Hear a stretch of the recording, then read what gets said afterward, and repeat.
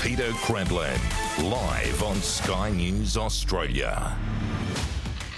Good evening and welcome to the show. Great to have your company this Tuesday night. Here's what's coming up tonight on Credlin. A sign that perhaps we've turned a corner when it comes to the ongoing green lawfare from activists designed to shut down our major resource projects, with one judge blasting an Indigenous lawsuit as made up. A lawsuit, I might add, you've been helping to fund, and I'll explain how.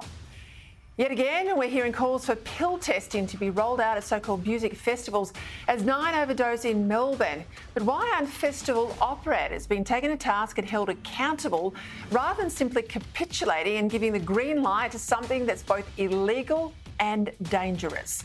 Plus, a decisive victory for Donald Trump in the Iowa caucus.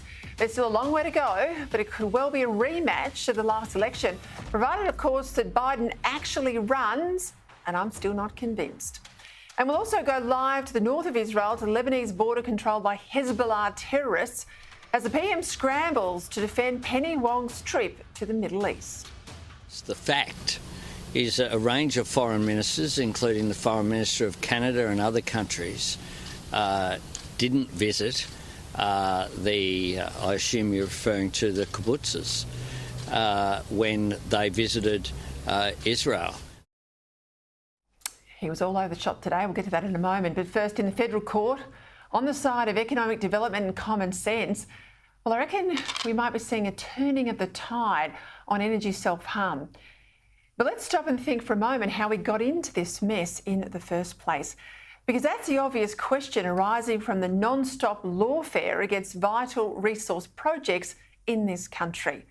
Now, why should taxpayers keep funding a body that's dead set on sabotaging the new resource developments that are essential to Australia's future prosperity, especially when that body has just been found by a federal court judge to be less than honest? And boy, in her judgment, Justice Natalie Charlesworth didn't miss. Now, this taxpayer-funded body is called the Environmental Defenders Office, and it's the green activist group behind a number of recent challenges to big new gas projects. We call what they're doing lawfare because it's like warfare, only using the courts as the battering ram rather than military weapons. So here's a background you need to know.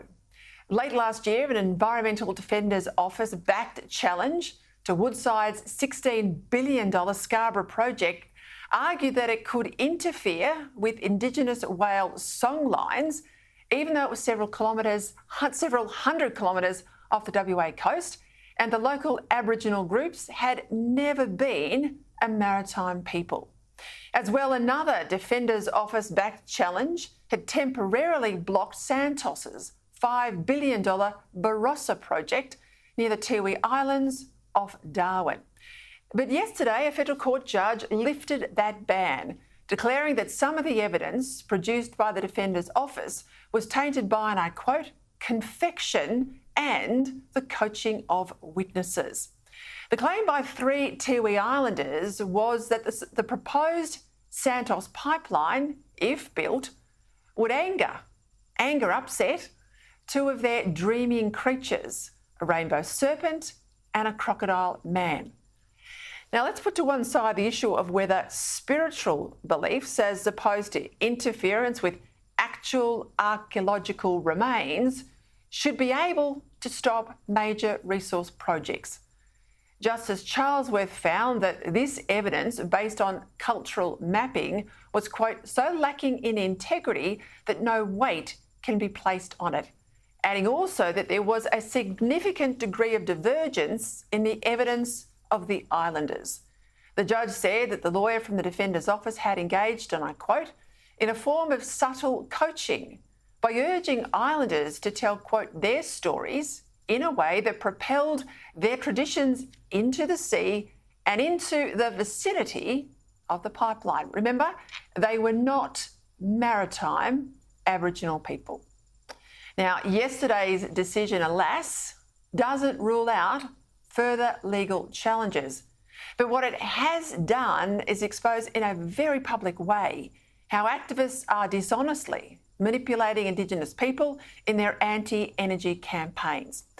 Now, not only does that deny these Indigenous people a chance to get ahead by developing their lands, but it also damages Australia's national interest.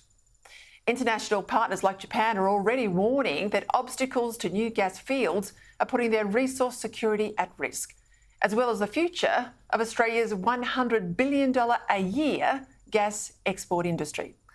Not to mention, and this is where my focus is, the billions we get in taxes from these developments that pay for our hospitals, our roads, and a very high standard of living.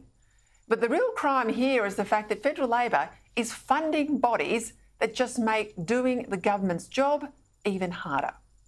Now, a key duty of government is to foster economic development, because how can a country and its citizens prosper if we don't develop our natural resources?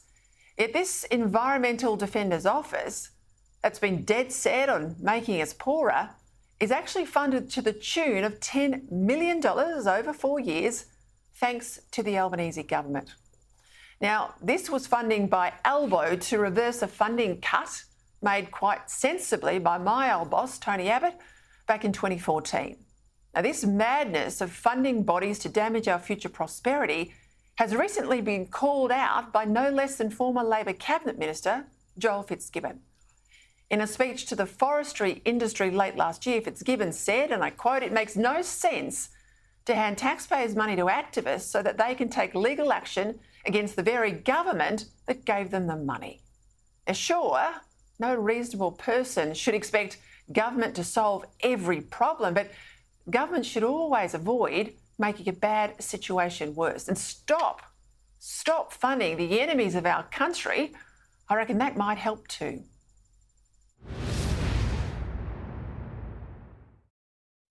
Now, look, for a government that started well on defence and foreign policy, problems are mounting here too.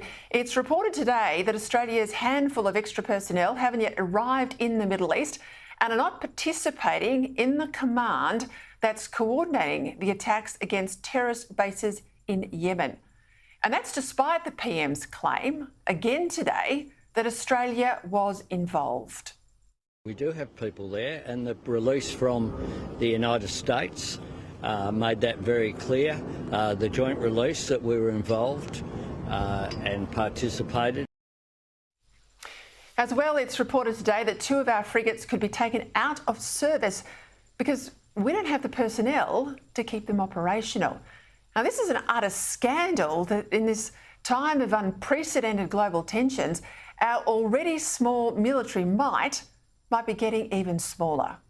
Although this news today does help to explain the Albanese government's reluctance to meet the US request just before Christmas for a frigate in the Red Sea. But what sort of military, third-rate military are we now if even when we have the ships and the aircraft, we don't have the personnel to put them into action? Now, I get it. Australians are understandably reluctant to see our military men and women put in harm's way. But the dictators who threaten the world in our region and elsewhere, well, they don't have that reluctance. So we are ignorant of history to just dismiss their threats. The Chinese communists have repeatedly stressed their determination to take Taiwan by force if necessary and to be the world's top power by mid-century. Here is defence expert Dr. Malcolm Davis on this very point last night here on Credlin. So I think that what you will see eventually, potentially in the second half of this decade, once it becomes clear that coercion has failed, is that China will use force to try and impose unification on Taiwan against the will of the Taiwanese people. Now, history shows us the best way to avoid war is for potential aggressors to realise that they can't win. If we want Beijing to have second thoughts about attacking Taiwan, democracies like us need bigger navies, not smaller ones. But it's no good, PM, to have the equipment if we don't have the sailors to use it. That we inherited a range of programs that had been announced that were massively over budget and over time. And that is one of the things that was identified. And we're busy fixing up that mess.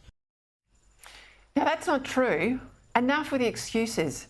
Just get back behind your desk, get to work, Prime Minister, and fix it. All right, we'll go to Canberra now for the headlines. Sky News political reporter Joel Philp. Good evening. The Albanese government is yet to fulfil its promise to triple Australian defence personnel in Bahrain to help combat the rapidly growing crisis in the Red Sea. It's been revealed only 2 Australian staff officers assisted in the recent US and UK-led mission to target Houthi strongholds in Yemen. We expect the US to help us out if we ever get in a jam. I think we should be doing more to help make sure we keep this important sea route peaceful and operating. The government last month promised to triple ADF at the Combined Maritime Force headquarters in Bahrain from 5 to 16. Sky News understands that increase will happen in the next few weeks. There's no delay. We're doing exactly what we said we would do. A funding shortfall in the Immigration Detention Centre in Nauru is believed to have played a key role in that country's decision to sever diplomatic ties with Taiwan and recognise it as part of China. There are reports the decision occurred because a request from Nauru to Taiwan for $125 million for the operation of Australia's detention centre on Nauru had not been fulfilled, and that China offered to make up the funding instead. Sky News understands there was no request made of the Australian government to provide this additional funding. This was a decision by the sovereign government of Nauru, and we respect their decision. Was the Australian government taken by surprise by this announcement by Nauru? No. I can be very clear that we were aware in advance of the announcement. The federal and New South Wales governments have revealed a new $200 million package to support energy upgrades for 30,000 social housing and low-income rental properties. Just because you live in social housing or public housing does not mean you should miss out on the benefits of renewable energy, of reverse cycle air conditioning, of heat pumps and all the other things that are eligible today. Meanwhile, overseas, Donald Trump has won the Iowa caucuses in a sizable victory over Republican presidential hopefuls, cementing his role as the clear frontrunner for a Republican nomination in the upcoming US election, where he hopes to stage a political comeback and defeat US President Joe Biden. The big night is going to be in November when we take back our country, and truly, we do make our country great again. Thank you very much, everybody. Great honor. Thank you very much. Thank you. All right, there's a whole lot of domestic issues I want to get into. We'll get to those in a moment, but I want to start with the news you just heard there that Donald Trump has been declared the clear winner in the Iowa caucuses. I think it occurred about 30 minutes into the vote count. Joining me now for her analysis, media writer at The Australian, Sophie Ellsworth. I listened to his press conference, vintage Trump, his remarks after his win. He's going to be hard to beat, isn't he? Peter, I was listening to it as well, and you're absolutely right. He is going to be hard to beat. He was back in fine Trump form, a very powerful speech. He made some interesting remarks, said that the war between Israel and Hamas wouldn't have happened if he was in charge of America. He also cited the growing migration problem the country faces. He was incredibly powerful behind the microphone, as he usually is, and he is going to be a force to be reckoned with. And I think he's going to go the mile here, Peter. He looked sharp today. He spoke very well, and it was an easy victory for him. Yeah, I'm not sure if I said they're hard to win or hard to beat, but he'll be hard to beat. Second behind him, of course, is a tussle between Ron DeSantis and Nikki Haley. We know Chris Christie pulled out last week, a couple of hours ago too. So did Vivek Ramaswamy. So it's really just down to these three, but you know, there's daylight between Trump and the other two. I know you were in the US last year. You were on the ground. What does it feel in terms of issues impacting the vote over there? Well, Peter, I was there in November, and it was really interesting just talking to punters on the ground. A lot of support for Trump, that was for sure. And similar issues back here, concerns about migration, a lot of cost of living concerns. So issues they're facing, we're obviously facing ourselves. But I was really surprised, I guess, that how much support he really had on the ground. Just talking to punters, families, people that I was travelling with, people I didn't know, Americans, speaking very highly of him, not highly of Biden. So he seems to have a lot of support just in the experience that I had speaking to Americans in their own country. Well, let's go to some issues closer at home. I know many in the media won't think what happens on our ports is sexy, but it's a massive hit to our economy if this row with the Maritime Union and DP World isn't sorted out quickly. The latest is the MUA has backed down on plans for an 8-hour delay at major DP World ports, but it's still pressing ahead with lower-level disruptions, including stop work and overtime action. The blue, Sophie, is overpaying conditions. The unions want a 16% wage hike for workers. Now, they're already on, average salary-wise, $130,000, given the average Australian full-time worker last year earned $72,000. They're double average earnings, but they want a double-digit pay increase. This has got to get sorted out pretty quickly, doesn't it? Peter, it absolutely does. I mean, there's thousands of containers that are impacted by this. Things are slowing down. We are in obviously a cost of living crisis. The last thing we need is productivity issues. This must be sorted straight away, and it seems to be not. It's taking time to do that. But obviously Labor has an issue here because of this, that they're largely run by the unions. But they have to sort this out because this impacts all of us ultimately by these delays. Your colleague at the Australian newspaper, Cameron Stewart, picked up today in an exclusive story that the promises the PM made to send personnel, he said he wanted to triple the number of personnel we have in the Middle East region, specifically in Bahrain. This was his counter to criticism that we weren't sending a frigate.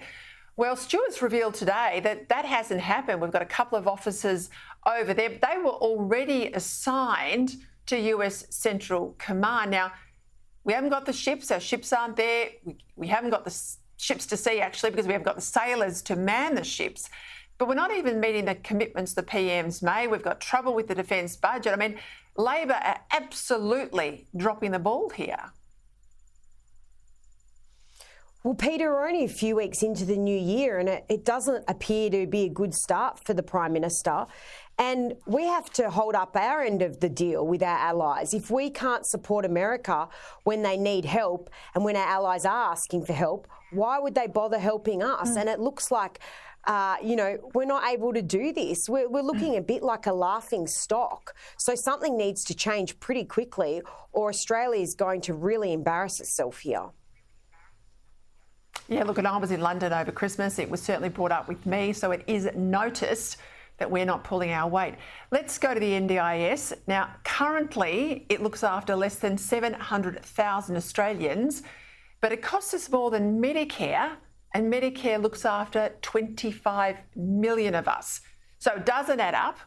You'd want to look at the modelling. That's what I'd want to do if I was back in government. But of course, we find out today that Treasury is blocking the release of the modelling behind plans to shave $59 billion from NDIS budget spending. These plans were announced back in August last year. People rightly want to have a look at them. There's been an FOI request. The government is blocking it. So much for the transparency, but what on earth are they trying to hide here, Sophie? Well, Peter, that's the question. What are they trying to hide? And we as Australians deserve to know what on earth is going on. I thought Labor's big pledge was to be far more transparent than the Morrison government. And that appears not to be happening here. So the NDIS is obviously a very important scheme for a lot of Australians, and these cuts are going to be felt. I think it's a good thing that they're cracking down on fraud and, bureaucratic expenditure, but we need to know what is going on. So they need to man up here and give Australians, the Australian public, the information that they deserve to know. Hey, Sophie, just quickly before we go, there's been another series of blow-ups and resignations at the ABC, but you've got an exclusive on what's been happening late this afternoon in relation to Annet L. Well, Peter, this is just a disaster for the ABC at the beginning of the year. Annet L. is taking the ABC to Fair Work after she was dismissed last year over social media posts regarding the Israel-Hamas war. She's posted again today, then deleted a post that was criticising Ita Buttrose and David Anderson. She shared this post on her social media from somebody else saying basically they will end up resigning over this. The post was later removed, which was a remarkable turn of events. She's not talking about it. Now ABC staff and the media union have joined forces this afternoon. They're joining forces across the country tomorrow. There's reports that they're actually threatening walkouts over the treatment of Antoinette Lattouf and her sacking, and Noor Haider, who also quit, citing her concerns about the ABC's coverage of Israel-Hamas. This is a disaster, Peter, so watch this space. They are imploding. We will, Sophie. We'll follow you very closely. Thank you. Well, let's go to the top end now, where a battle between an energy giant Santos and First Nation locals has come to an end in a landmark decision I outlined at the top of the show. A federal court judge rejected claims by a group of Tiwi Islanders that a proposed gas pipeline would damage Indigenous cultural heritage. The $5.8 billion gas project in the Timor Sea has been on hold at the cost of, wait for it, $15 million a month after drilling was hit with a legal injunction. For more on this, I'm joined by the Australian's Environment Editor, Graham Lloyd.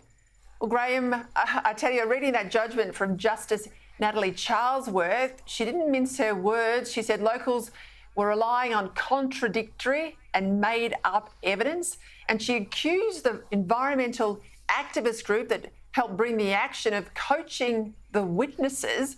What's your take on this? Well, hello, Peter. It was an extraordinary and, I must say, welcome judgment from the federal court. What's happened is the judge has blown the whistle on the way environment groups and academia are exploiting Indigenous communities to further their own interests, to use lawfare to restrict developments. They've slowed this process down. The project that Santos is trying to develop, they've added many, many millions of dollars to the cost. And the federal court has picked it apart and said, well, this is confected, which is quite an extraordinary judgment to make. Yeah, really strong words in the judgment. You don't often see that from the bench, but that I think was heartening for anyone who wants to put a big-time project into this country. Santos now can push ahead. Of course, it may well be subject to an appeal, but what's this mean in practical terms? At the very least, what's it mean for our federal budget? Well, I think there's a couple of things that it means. Importantly, it's a big resource development. It will generate a lot of income. It'll be good for shareholders and pension funds. It'll be good for the budget. But more importantly, it sends a message to investors far and wide that the court system does work in Australia, that it's going to be focused on facts rather than emotions. And at a time when companies around the world are thinking about sovereign risk, that is a really important development. Well, let's go to the Northern Hemisphere, because the UK government has just announced plans for what it's calling the biggest expansion of nuclear power in 70 years. The PM, Rishi Sunak, says nuclear power is a perfect antidote to Britain's energy challenges. He referenced, in the statement I read, he referenced Vladimir Putin there. Now, here in Australia, we know a majority of voters in the Energy Minister's own electorate, well, they want to see Australia's ban on developing nuclear power lifted. So they're ramping it up in the UK. They're not stupid. Yet here, it's not even on the table, Graham. That's right. And I think the best way to look at this is Australia is a good half a decade behind what's happening in the UK and elsewhere. Rishi Sunak is under enormous political pressure, and a lot of it is because of the cost of this green transition that the Tories have been really keen to prosecute. In the US, in the UK, across Europe, the hard numbers are coming in about the cost of this transition, and overwhelmingly they're saying, look, nuclear is a big part of the solution. So we're seeing big investment in the US and the UK to really try and build up the industry, perhaps double its capacity. Well, there's one small mercy for a cold winter in Victoria. It's that the lights are still on because we've learnt in recent days Loy Yang A has suffered a series of outages.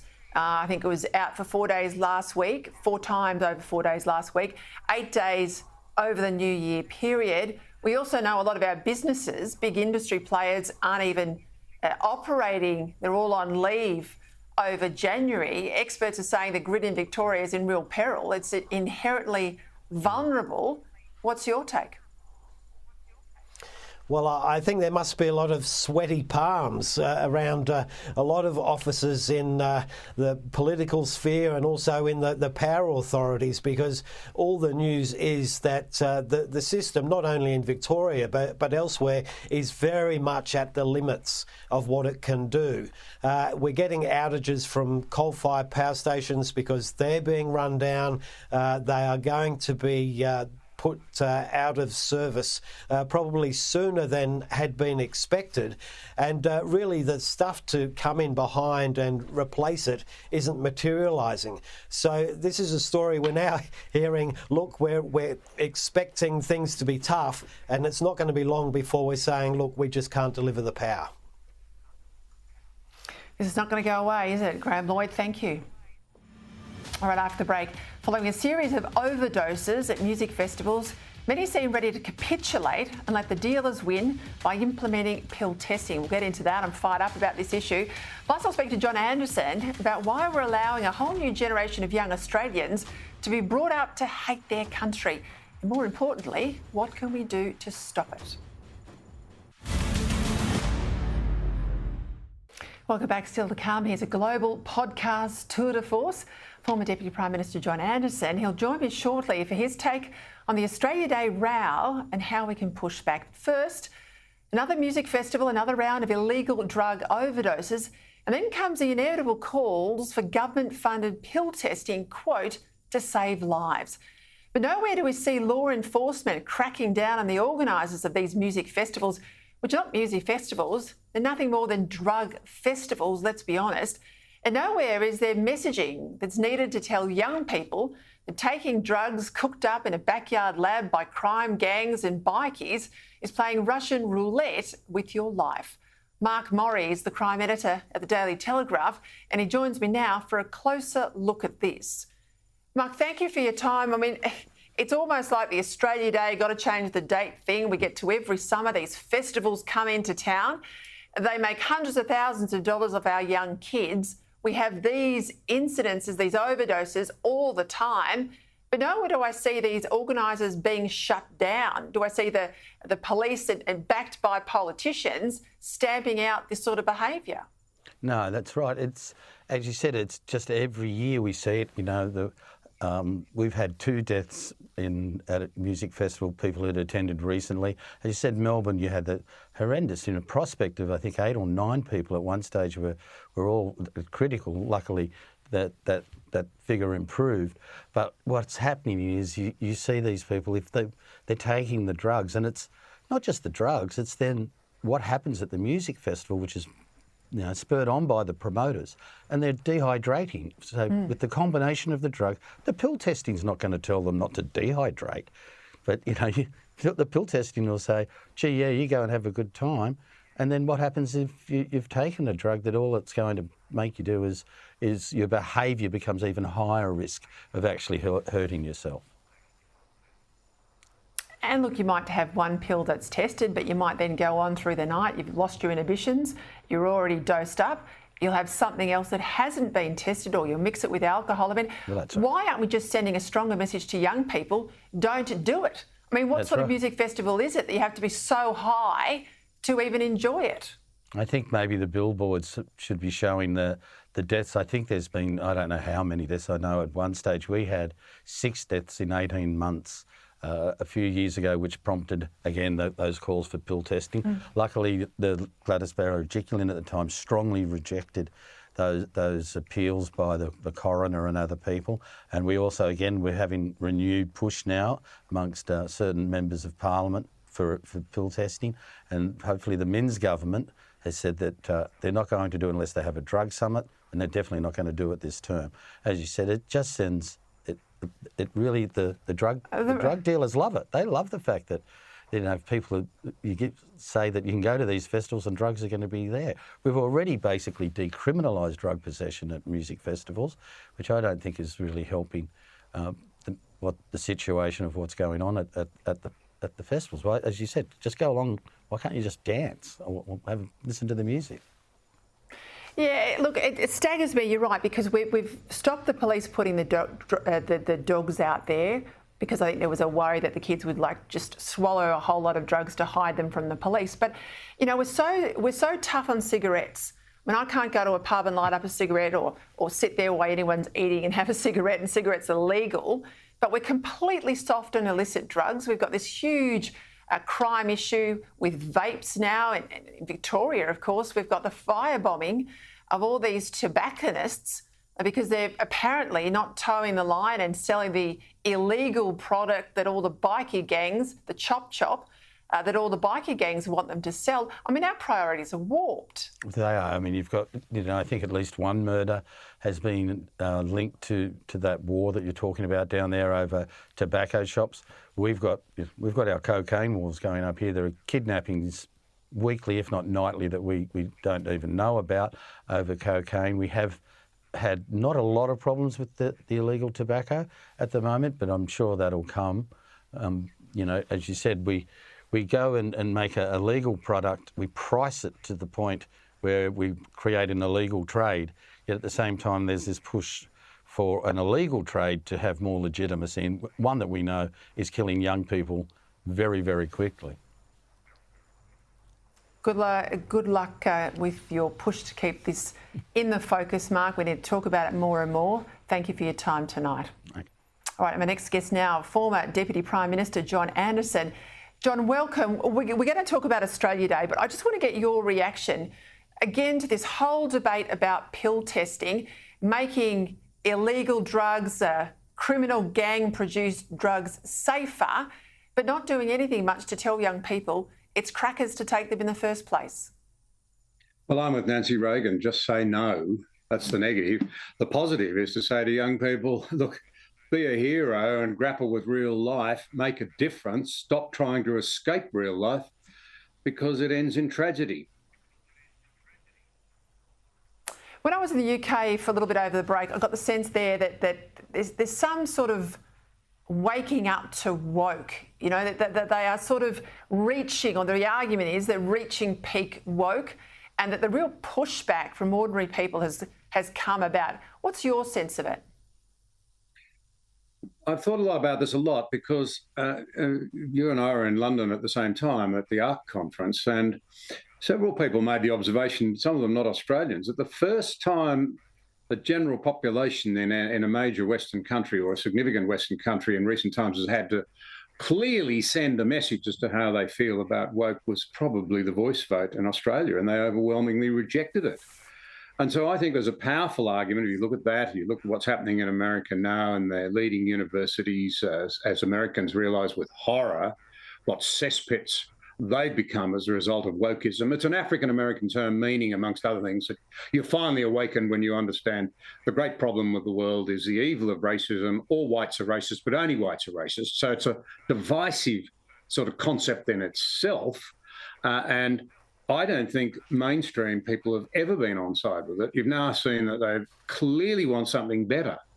The challenge is for our leaders to provide that something better, because we're operating in an environment where so many elites lack the self-reflection and the humility to say,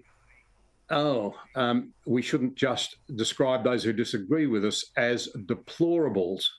Many of these woke types who sit around their expensive suburban dinner tables decrying the deplorables and decrying people like Trump fail to understand that one way of looking at the whole Trump thing would be to say, people are saying, it's so sick, the cancer's so bad, we've got to go for really radical therapy, for chemotherapy to try and kill it.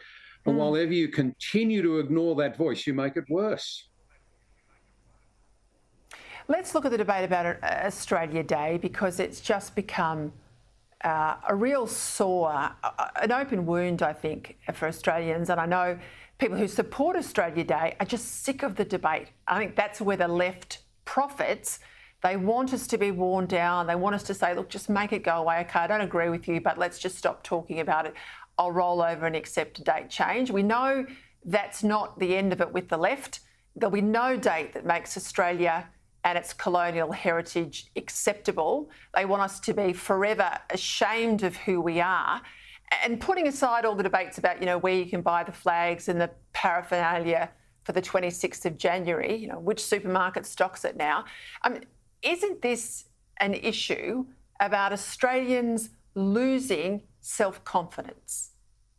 Absolutely. And you're absolutely right to say that you have certain segments of, if you like, an activist class who have plain objectives in mind. It's not just moving Australia Day, it's doing away with Australia Day. It's the Painters' a Day when we celebrate genocide. I notice Anthony Dillon very thoughtfully has written, he's never met an Australian who celebrates the idea of genocide against Indigenous people. And I think that's an important point. But what we've got here is woke capitalism or corporate wokeism. And this is what I find really worrying. Again, Anthony Dillon has some advice for them. I hope if there are any of them listening, they might read his very thoughtful and intelligent article published today. We need them to take a leadership role. Now, plainly, they've really fessed up. This is not just about declining sales. Whether or not that's true, I don't know. If they're conscious of the community debate, well, that means they've heard the minority of the activists who are out of step with the bulk of Australians, which means they're out of step with the people who buy the most of their product. And it also means that they've continued in their pride to stubbornly, many of them, not take on board the lessons from the voice. People don't want corporate leaders, big business, telling them what's right and what's wrong socially. Let people decide in the marketplace.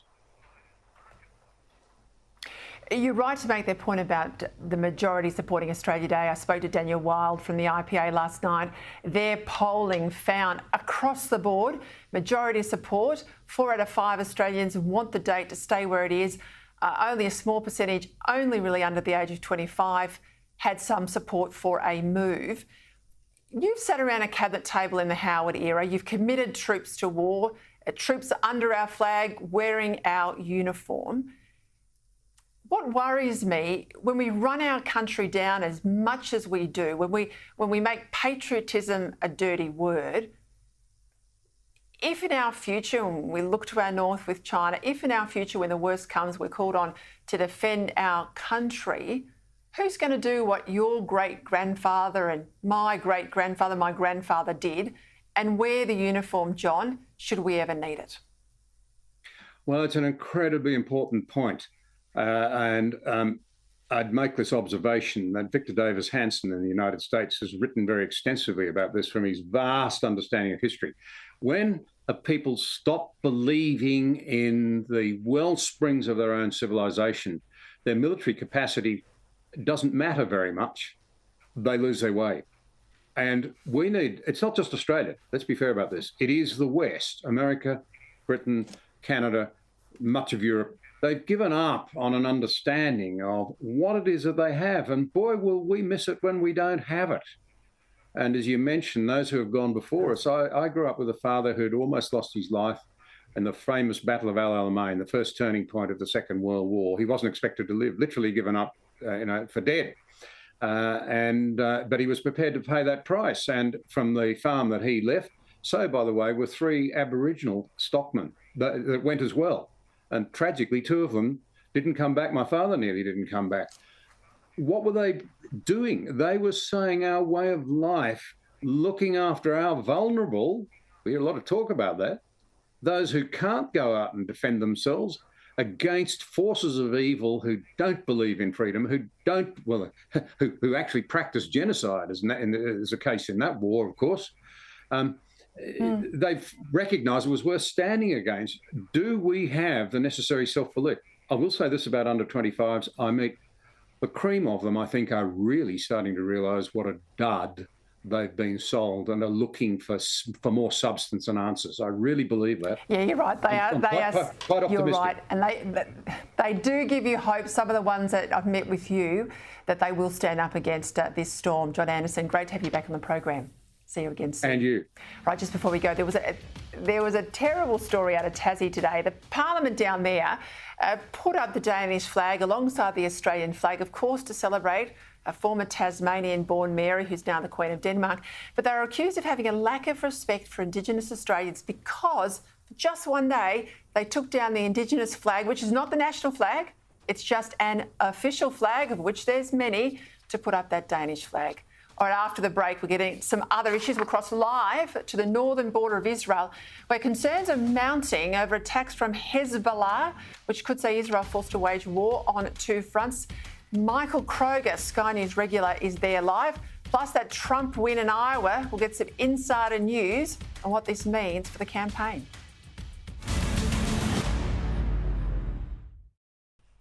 Welcome back. Let's go to an area now in northern Israel where I have been, but I have not been there in wartime. Since the October 7 attacks by Hamas in the south, Hezbollah in the north, another Islamic terror group, have clearly become emboldened. This is the north of Israel, the Lebanese border. And right there now is former Victorian Liberal Party President, Sky News contributor, Michael Kroger. Micah, thank you for your time. I know you were in the south yesterday, the south where Penny Wong, of course, won't go. Today you're in the north. What's your impression of the situation so far? Is the IDF managing to hold off what people expect are attacks coming from Hezbollah? Well, I'm in Kfar Radim, which is right in the north, as you say. That's, by the way, just to give you some context, that's the Mediterranean just over there, Peter, and you'll see a dark mountain range just there. That's Lebanon, and if you can see a zigzag, that's a small part of the horizontal vertical border I mean between Israel, which is here, and Lebanon, which is here. It's about 8k behind me. Beirut's about 100k to that direction. Damascus about 100k to that direction, and the Golan Heights about 50k in that direction. For those that know their Israeli geography, but up here in the north of Israel, since the war started, there's been about 20 rockets a day coming from Hezbollah from that mountain range that we see behind. That's where Hezbollah are embedded. They've hit a number of towns just in the distance there on both sides of me. Obviously, the Israelis respond as they do and as they can. But the worry about Hezbollah is that, again, they're controlled by Iran. And they are a law unto themselves. They're not part of the government of Lebanon, obviously. They're just a rogue organisation, terrorist group, in the southern part here in Lebanon, in breach of one of the UN resolutions, which called for the armed militias to leave Lebanon and have a space between the border and the Litani River, which is 30 or 40 kilometres up north. So the Israelis could leave here. The problem now is the Israelis no longer feel they can live here. They don't feel they're safe. They're back 4K from the border at the minute. There's been mass evacuations here, but there's going to have to be a lot of soul searching up here in the north. For as long as Hezbollah are here, Israelis no longer feel safe in their own country. Look, just before I lose the connection, I'm keen to get your sense. I know you're meeting with a lot of senior Israeli leaders and others, but what's the mood over there at the moment with them, but also the general population, but in particular with the senior leaders you're meeting with? What's been their reaction to this news that we know now in Australia, that Penny Wong will not go down south to the site of the atrocities where other leaders have gone? Well, Peter, as you know from your time in government, they're very polite and welcoming of the fact that the Australian Foreign Minister is coming to Israel. They're very pleased about that. They're very welcoming of the fact that she's making the visit here. When you scratch the surface, they wonder why she's coming. She's meeting with the families today in Jerusalem, the families of hostages. None of them, by the way, would know that she's not going down south. None of them would know that she's not an ideological friend of Israel. So under the surface, the Israelis are saying, why is she coming? I mean, every leader that's coming, every senior person, every president at Birmingham, Josh Burns, Zoe McKenzie, Boris Johnson, all the leaders that have come here, Joe Biden, etc., have made an effort. Not Biden, of course, he was in Jerusalem, but all of the others have been down, have spent the hours to go down to the Nova Mute Festival site, and she's not going. So underneath it all, they're profoundly disappointed, quite frankly, Peter. All right, I don't want to lose you, Michael, but I want you to stay safe, so thank you for your time. We'll catch up when you're home. All right, let's go to the panel for tonight. International news, of course, is on a Tuesday. Sky News contributor Kosha Gada, former Labor MP Michael Damb. Just your reaction on that. The news that Penny Wong won't go down there, but also the revelations from Cameron Stewart in the Australian today, Michael, that, despite all the promises from Albanese that we'll scale up our interaction in the Middle East, we won't send that frigate as requested, but we'll do more in a personnel sense. They haven't even left Australia. We haven't repositioned anyone extra there. Well, why she won't visit the site of the Hamas mass rapes is because she might have to confront her own ideological prepositions and understand that this was a civilisational challenge. This is something that nearly everyone who's a political leader from all of the other countries, including Social Democrats like Olaf Scholz and the Greens foreign minister from Germany, have all said once they've been there and understood that. She won't understand that. She's just on a box-ticking exercise, virtue signalling to her majority in the Labor caucus, who are now in the socialist left. But underneath it, she's Penny, the mean girl, who doesn't get it. And if you don't go to these things at a time, she's been dragged there, it's 3 months. And of course, it underlines the fact that we're a weak government in Australia, a government that doesn't have the military wherewithal to back up its words. We haven't even sent the soldiers who were promised. I mean, your revelations about that were just terrible. I mean, let alone a frigate. I mean, has no one in the Defence Department been watching the war in Ukraine the last 2 years? Have they heard of drones? I mean, couldn't we put a few anti-drone devices, even a few machine guns round the decks of one of our frigates and send it off there? Pathetic. And it's Australia's slipping deeper and deeper in danger strategically. And around the world, of course, we're 100 days in and we've got hostages. I have to say, I fear that they are not alive. And if they are alive and they were one of your family members, you would almost hope they are dead, having been in the hands of terrorists for as long as they have.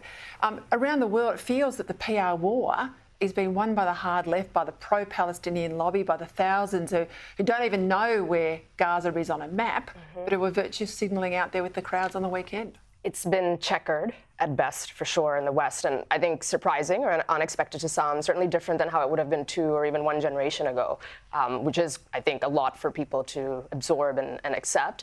I think, militarily, you see, at least officially, there's unified support for Israel doing what it needs to do to defend its borders, or some examples, to the contrary, as you discuss. But then all of those leaders wiggle a little bit when they go back home because their constituencies now are checkered and they have to reflect that.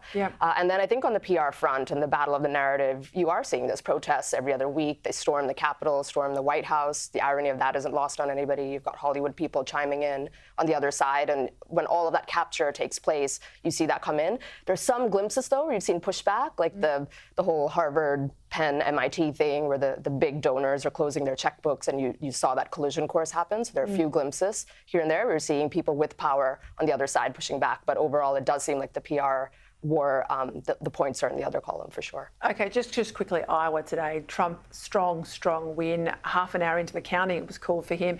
Knife edge, we still don't know DeSantis versus Haley. How's it going to play out? I think the inevitable that everybody was saying in polling is, coming to life, and he crossed that waterline of 50%. Vivek Ramaswamy dropped out, and his 7 or 8 points will probably shift into Trump because they had similar constituencies, so he's inching towards 60%. I think the wild card is on the other side. Who's going to be the Democrat runner? Who are going to be the spoilers? We've all got the same and thought, what's the lawfare? That's what's going to shake this. But I think the Republicans that guy can't be the president. Biden on that, Michael. I mean, I agree with you. I've been saying for such a long time, I just can't see how he does it. Well, it's not only that. It's even imagine he got elected. He's 4 years as a president into the future. I mean, it's just inconceivable. I feel very sorry for the man. I think it's cruel the way he's being pushed in front of cameras, and he doesn't know what he's doing, and it's a danger for the rest of us. So I hope the American Congress or the American people step up, and the people in the Democratic Party wake up. Listen to James Carville, and put in a realistic person. It's better for any society to have two viable candidates. Spot on. Well, the starting gun's been a fire today in Iowa. We're there and watching, and stay across it. Thank you both for your time. If you doubt what Michael said there about his medical acuity, this is Biden's medical acuity, Google some old footage of Joe Biden, even go back just to when he was vice president in the Obama administration. I tell you, it is telling.